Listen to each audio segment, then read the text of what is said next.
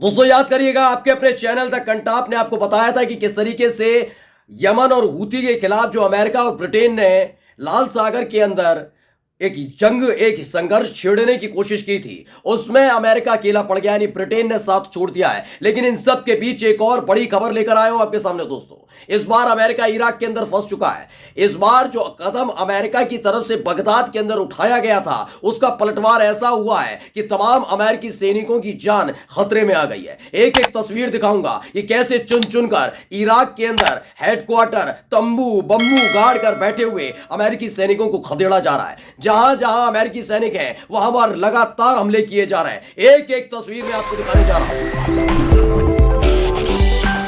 नमस्कार, मैं हूं प्रज्वल गौतम और आप देख रहे हैं द कंटाप। मैं अपनी इस वीडियो की शुरुआत करूं दोस्तों, उससे पहले एक छोटी सी अपील आपसे करना चाहूंगा कि जो आप नंबर देख रहे हैं स्क्रीन पर, उस पर जितनी संभव मदद हो सके वो मदद हमारी कीजिएगा। आपका प्यार, आपका दुलार हम तक पहुंच रहा है। आपकी मदद लगातार हमारी स्वतंत्र पत्रकारिता को बहुत मजबूती दे रही है। इसका आपकी इस मदद के लिए मेरा और मेरी टीम की तरफ से बहुत बहुत शुक्रिया, तहे दिल से शुक्रिया।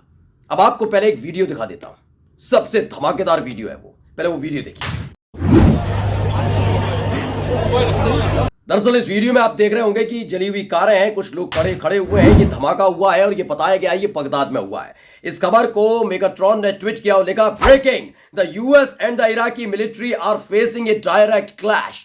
इसमें जो लिखा है पढ़कर बता देता हूं, अमेरिका और इराकी सेना के बीच सीधी टक्कर हो रही है। सीधे तौर पर याद करिए, मैंने जब यमन वाली खबर, यानी कि ब्रिटेन ने जब पूरी तरह से सरेंडर कर दिया हूती लड़ाकों के सामने, यमन के सामने सरेंडर कर दिया, तब मैंने बताया था कि इराक के अंदर भी उसके हालात यही हैं। इराक के प्रधानमंत्री ने तकरीबन 20 से 25 दिन पहले कह दिया था कि अपने सैनिकों को लीजिए, जो बाइडन निकल जाइए, आपकी कोई जरूरत नहीं है। लेकिन हो क्या रहा था, उल्टा किया जा रहा था। खेल उल्टा का मतलब लगातार और खेप भेजने की कोशिश की जा रही थी, यानी कि पूरी तरह से अमेरिकी सैनिकों को अंदर आने पर रोक थी। लेकिन अब क्या है, जब ये नहीं माने गए तो खबर है कि अमेरिका और इराक की सेना के बीच सीधी टक्कर हो रही है। क्यों हो रही है, कैसे बदला लिया गया, वो बताऊंगा। ऐसा क्या किया था अमेरिका के सैनिकों ने बगदाद के अंदर, जिसके बाद ये करना पड़ा है। पहले पढ़िए, अमेरिका ने बगदाद में इराकी सेना के सदस्यों को निशाना बनाया। इसी ट्वीट में आगे अंग्रेजी में लिखा, मैं हिंदी में कन्वर्ट कर रहा हूं कि अमेरिका ने बगदाद में इराकी सेना के सदस्यों को निशाना बनाया, अमेरिकी दूतावास को जब्त करने का आह्वान किया है।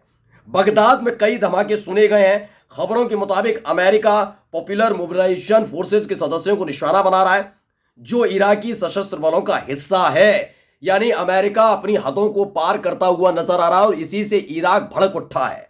इराक की प्रतिरोध से जुड़े समूह समर्थकों से बगदाद में अमेरिकी दूतावास पर धावा बोलने का आह्वान कर रहे हैं। साफ तौर पर कह दिया है कि अमेरिका का जो दूतावास इराक के अंदर बना हुआ है, उसे कब्जे में लिया जाएगा, वहां से तमाम अमेरिकियों को खदेड़ दिया जाएगा, भगा दिया जाएगा। अगले 24 घंटे में बहुत बड़ी खबर इराक से आने जा रही है।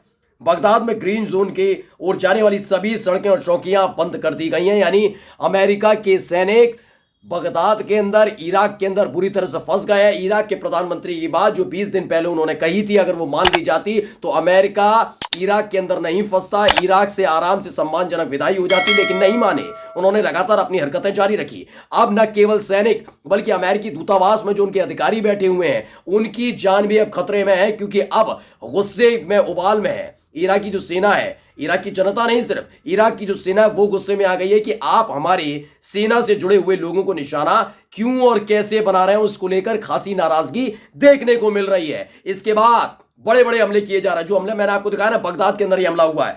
ये क्यों हुआ पहले मैं बताता हूं। ये वही हमला है जो 8 घंटे बाद हुआ एक घटना की। कौन सी घटना, TV9 ने खबर छापी है, पढ़िए।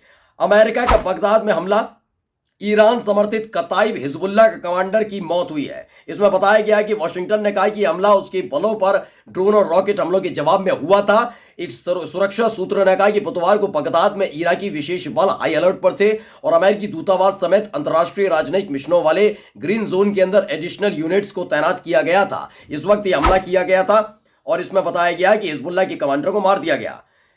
ये पूरा का पूरी खबर छपी हुई, इसमें बताया गया। 2 सुरक्षा सूत्रों के नए नाम न छापने की शर्त बताई कि कमांडर अबू बाकिर अल सादी था, जो पूर्वी बगदाद में एक वाहन पर ड्रोन हमले में मारा गया था। सूत्रों में से एक ने कहा था कि 3 लोग मारे गए। जिस वाहनों को निशाना बनाया गया, इसका इस्तेमाल इराक की पॉपुलर मोबिलाइजेशन फोर्सेस द्वारा किया गया था, जो एक राज्य सुरक्षा एजेंसी थी। इसमें दर्जनों सशस्त्र समूह शामिल थे, जिनमें से कई ईरान के करीबी थे।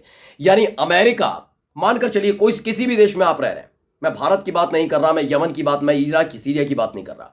आप मानकर चलिए किसी भी एक देश में रहते हैं, XYZ देश में रहते हैं, वहां आप तय करेंगे ना आप किसके दोस्त हैं, आप किसके दुश्मन हैं, आप किससे संबंध रखना चाहते हैं, किससे संबंध नहीं रखना चाहते, आपके देश में कौन चरमपंथी समूह है, कौन आतंकवादी समूह है, कौन शरीफ है, ये आप तय करेंगे ना। XYZ देश की जनता तय करेगी ना। लेकिन अमेरिका क्या करता है, वो तमाम देशों में पहले तो अपने अपने कैंप लगाता है कि हम आपके यहां राजनीतिक स्थिरता लाएंगे, उसके बाद कब्जा कर लेता है। आप सोचिए इराक के प्रधानमंत्री लगातार कह रहे हैं आप चले जाइए ना, हम संभाल लेंगे, आपको कोई जरूरत नहीं कुछ करने की, लेकिन जबरदस्ती अपनी दादागिरी दिखा रहा अमेरिका कह रहा है कि नहीं ये ईरान का समर्थन है, मैं नहीं छोड़ूंगा, आपके देश में घुसकर मारूंगा, आपके देश में हमारे सैनिक है। अरे भाई किसने कहा तुम लोगों को? अगर अमेरिका के कैंप पर हमला हो रहा है तो ये हमला इसलिए हो रहा है ना कि 20 दिन पहले इराक के प्रधानमंत्री ने कह दिया था, लेकिन आप जा नहीं रहे। इराक के प्रधानमंत्री ने पहले ही कह दिया आप चले जाइए, हाथ जोड़कर कह रहा हूं निकल जाइए। लेकिन अमेरिका सोच रहा है कि अगर इराक से निकला, इस तरीके से इराक से निकला, तो उसके बाद सीरिया का नंबर है, ये लिख के ले लीजिएगा, इसके फौरन बाद सीरिया का नंबर है। सीरिया के बाद यमन और हूथी ने जिस तरह के हालात बनाए, उसके बाद अलग अलग देश, सऊदी अरब, कतर, बहरीन, इजिप्ट, ये सारे के सारे देश कहेंगे आपकी कोई जरूरत नहीं, अमेरिका के सैनिक हमारे देश में कर क्या रहे हैं, वो भगा देंगे, खदेड़ देंगे। इसी से अमेरिका घबरा रहा है कि उसकी दादागिरी खत्म हो जाएगी, इसलिए सारी हदों को पार किया जा रहा है। अब इन्होंने क्या किया, ये हमला किया, इसके फौरन बाद ही जो वहां की इराक की सेना है वो टूट पड़ी, उसने आगे आकर मोर्चा संभाला दोस्तों, और उसके बाद ये हालात पैदा कर दिए, हर तरफ धुआं धुआं। अब तक जो कहानी सिर्फ और सिर्फ अमेरिकी सैनिक और इराकी सैनिकों के बीच की थी, यानी हमले हो रहे थे, वो हमले बढ़कर पहुंच गए हैं अमेरिकी दूतावास तक, जिसे अमेरिका संयुक्त राष्ट्र में अपील के तौर पर दिखा सकता है कि इराक के अंदर किस तरह के हालात पैदा किए गए, उनके दूतावास पर हमला किया गया। लेकिन ये क्यों किया गया, इसका न्याय भी होगा।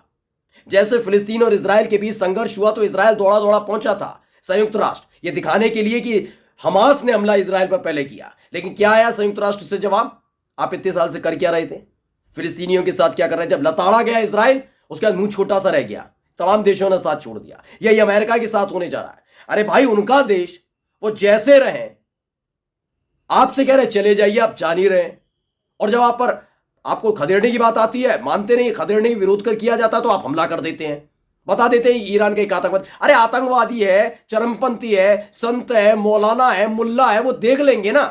ये अमेरिका होता कौन है? जबरदस्ती इराक के अंदर घुसकर माहौल खराब करने की कोशिश की जा रही है। आप जाकर तस्वीर आप भी देखते होंगे, इराक की तस्वीर देखिए, सीरिया की तस्वीर देखिए, कुछ दिन पहले की अफगानिस्तान की तस्वीर, अफगानिस्तान अब ठीक होने लगा, लेकिन अफगानिस्तान की तस्वीर जाकर देखिए। ये हालात सिर्फ अमेरिका की मौजूदगी की वजह से हुए हैं। इसने जिस देश के अंदर गया, उस देश के अंदर इसने हमेशा बर्बादी की दास्तान लिखी है। ये इसकी दादागिरी, इसकी चाहत की वजह से है।